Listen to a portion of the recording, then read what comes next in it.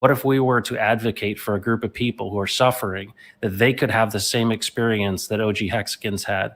And a guy I interviewed very early in my channel days on YouTube, he said, hey, Matt, you know when you put $100 in it turns into $1 million? Or you put in $1,000 and it turns into 10 million? And I just said, no, I have no idea what you're talking about.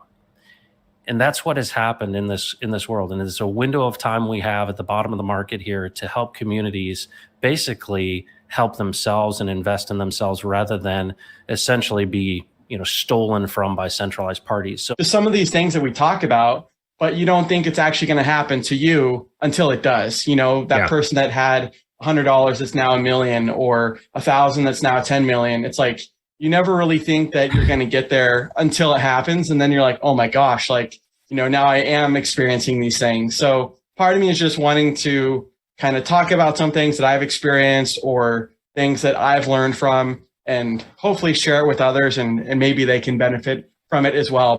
BallietBran just said without hesitating when $100 is $1 million and when 1,000 is 10 million. I just wanted everyone to recognize the fact that he said that without stopping. And that's the thing I think that people that have been around for a little while are just absolutely stunned as possible. And what you're saying is it is possible.